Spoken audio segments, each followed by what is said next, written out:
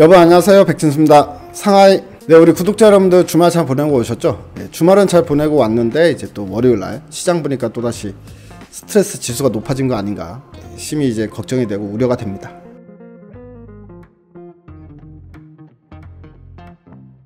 오늘 시장이 여러분들 뭐 지난주 금요일날 미국장 끝난 거 보니까 우리 시장 좋겠구나 이렇게 다들 생각을 하셨을 텐데 뭐 웬걸 오늘 갭상승 출발한 이후에 장 끝날 때까지 시장이 계속 하루 종일 밀리다가 결국에는 이제 하락세로 거의 뭐 저점 부근에서 마감이 됐기 때문에 오늘 기분 참 먹고 왔다 이렇게 생각하실 것 같은데요. 오늘 시장 도대체 왜 빠진 거예요? 이런 질문이 당연히 이제 들어올 날이다 라는 생각이 듭니다. 그도 그럴 것이 이제 지난주 미국장을 보게 되면요, 다들 1% 내외 상승을 했어요. 특히나 이제 나스닥 같은 경우에는 화면에 보시는 것처럼 신고가를 갈아치웠기 때문에 상당히 이제 분위기 자체가 우리 시장도 오늘 좋겠구나 라는 분위기를 가지고 여러분들이 시장에 임했을 가능성이 상당히 크기 때문에 아쉬움이 더 큰 하루가 아니었나 이렇게 생각이 좀 드는데요. 오늘 이제 그 악재는 이제 중국에서 나왔습니다. 중국에서 이 중국 당국이 이제 기업들을 상대로 규제가 시작되는 거 아니냐라는 우려가 오늘 좀 상당히 많이 증폭이 되면서 오늘 뭐 상해 종합지수도 장중에 3% 이상 급락세가 나타났고요. 3% 이상의 급락세는 엄청난 급락세죠.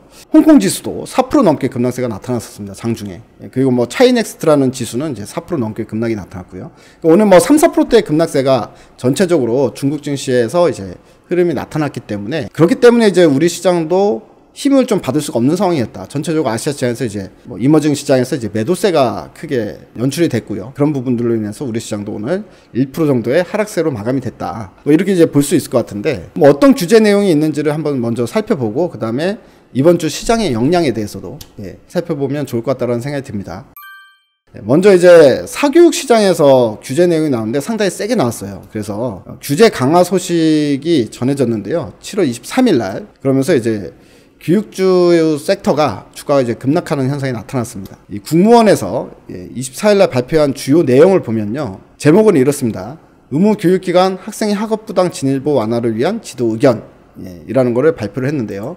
내용을 보게 되면 정말 세다라는 느낌이 듭니다. 일단 첫 번째, 사교 기업의 상장을 통한 자금 조달을 전면 금지하겠다. 그러니까 한마디로 사교육을 영위하는 회사들은 상장을 못하게 하겠다라는 얘기입니다. 뭐 우리나라로 따지면 뭐 대성학원이라던가 메가스터디라던가 이런 이제 기업형 이제 사교육을 하는 회사들이 있잖아요.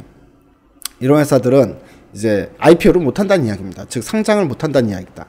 두 번째, 법정 공휴일이나 또는 휴일이나 또는 방학 이 기간에는 모든 수업을 금지시키겠다. 그러니까 한마디로 이제 애들이 수업을 사교육을 못 받게 하겠다는 거죠. 그리고 뛰어놀게끔 해라, 이런 취지인 것 같습니다.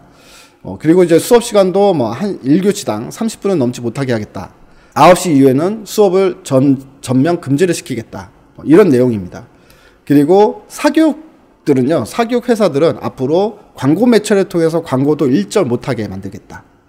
그리고 학비도 상한제를 더 가지고 일정 이상의 학비를 받지 못하게 하겠다 등등. 그러니까 사교육자 자체를 아예 이제 뿌리를 뽑으려는 이런 이제 뭐 당국의 어떤 이제 규제 내용이 나왔습니다. 근데 규제 내용이 엄청나게 세다 보니까 당연히 뭐 안 봐도 불보듯 뻔한 거는 사교육 관련주들은 일단 급락이 나오겠구나라는 걸 알 수 있겠는데, 중요한 건 사교육 관련주들이 급락 나온다고 해서 중국 증시가 3% 빠지는 건 오바잖아요. 이게 이제 왜 그러냐면요, 규제 내용이 이 부분이 나왔고 또 하나는 또 이제 엔터 쪽에서도 나왔어요.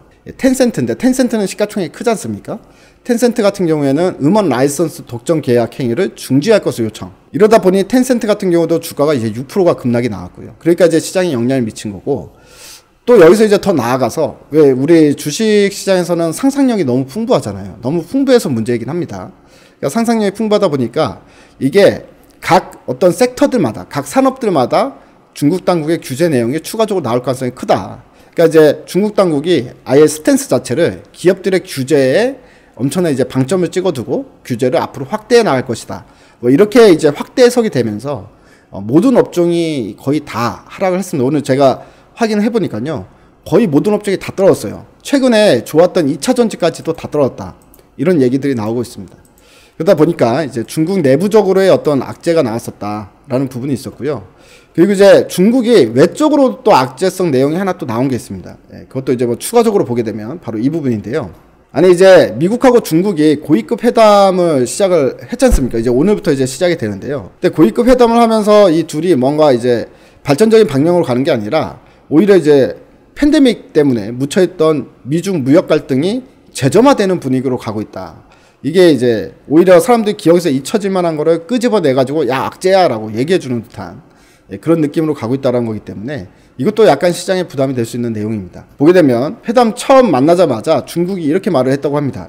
미국은 중국을 가상의 적으로 취급한다. 이제 막 시작된 텐진 회담이 살얼음판을 걸으면서 시작이 되고 있다는 내용입니다. 그래서 알래스카 회담 이후에 4개월 만에 만났는데 미중 고위급 대화가 냉랭한 분위기로 시작이 됐다. 그리고 거친 언쟁이 오고 갔다라는 소식이 있었습니다. 우리나라 들렸다가 지금 중국 텐진으로 넘어간 웬디 셔먼 미 국무부 부장관 회담에서 중국과 미국의 관계는 현재 교착 상태에 처했고 심각한 어려움에 직면해 있다. 근데 이 미중 관계의 악화 원인이 미국 일부 인사가 중국을 가상의 적으로 취급하기 때문이다라고 중국에서 목소리를 높여서 이야기를 했다라는 부분이 이제 기사를 통해서 나오고 있습니다. 그러다 보니까 이 부분도 사실 어떻게 보면 그 미중 사이가 이제 더 벌어지기 시작하면서 미중 무역 전쟁에 대한 우려감이 또 이제 시장에 슬며시 이제 깃들 수 있을 만한 그런 소식으로 이제 이어질 가능성이 있잖아요. 그래서 이런 부분들도 이제 부담으로 작용했던 부분으로 보여지고요. 또 하나는 영국 같은 경우도 중국에 대해서 규제를 이제 시작을 하는 것 같아요. 뭔가 이제 액션이 나왔는데 이런 부분도 또다시 무역 전쟁이 시작되는 제2차전이 시작되는 그런 분위기로 가는 거 아니냐라는 또 우려감을 또 주고 있는 상황인데요. 200억 파운드 규모의 핵 발전소 프로젝트에서 중요한 역할을 하기로 했던 이제 중국을 영국에서 빼기로 했다라는 내용. 미국만큼이나 날카롭게 대중전선을 형성하고 있는데 무역전쟁 양상까지 갈 수 있다라는 우려 섞인 이야기가 나오고 있습니다. 자, 그런데 영국은 이 프로젝트뿐만 아니라 중국의 국영 원자력 회사를 영국의 모든 미래 전력 사업에서 제외시키는 방법을 모색 중이다. 앞으로 영국에서 하는 이 핵발전 사업, 원자력 발전 사업 이쪽에서 이제 중국을 끼어서 이제 하려던 거를 이제 내친 걸로 끝나는 게 아니라 앞으로 미래에도 이 중국 회사들을 인밥을 시키지 않겠다라는 거잖아요. 그렇기 때문에 사실 이제 이런 부분들이 우리나라의 두산중공업 같은 경우에는 이제 호재로 작용할 수 있는 부분이긴 합니다만 어쨌든 중국은 또 여기서 이제 영국에 또다시 보복 무역 전쟁을 할 일으킬 가능성이 상당히 크잖아요.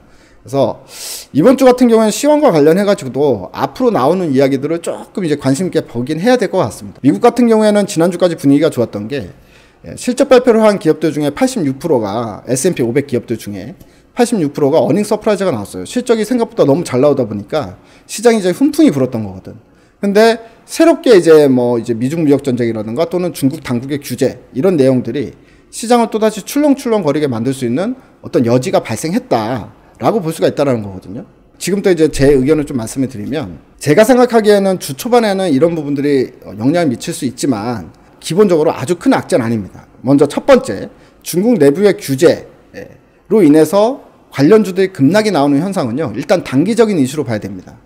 이 자체가 시장의 추세를 건들지 못하기 때문에 단기적으로 출렁거릴 수 있는 이슈로 보지 사실 그것 때문에 시장이 계속해서 하락 추세로 갈 가능성은 적다 이렇게 보고 있거든요. 근데 이제 문제는 뭐냐면 미중 무역 전쟁이나 이제 영국과 중국과의 어떤 불화 이런 것들이 이제 확산이 되기 시작하면 이제 좀 골치가 아파질 수 있다. 뭐 아직까지는 이제 초기 단계니까 이제 조금 더 봐야 되겠지만 만약에 이제 그런 방식으로 가게 되면 시장에 좀 부담이 될 수는 있겠구나 이런 생각도 좀 듭니다. 근데 이제 그거는 미리 생각하지 말고요. 계속 이제 뉴스 플로우를 따라가면서 저희가 추적을 해보면 될 문제다. 이렇게 생각하기 때문에 일단 지금까지는 너무 크게 걱정은 안 하셔도 될 것 같다.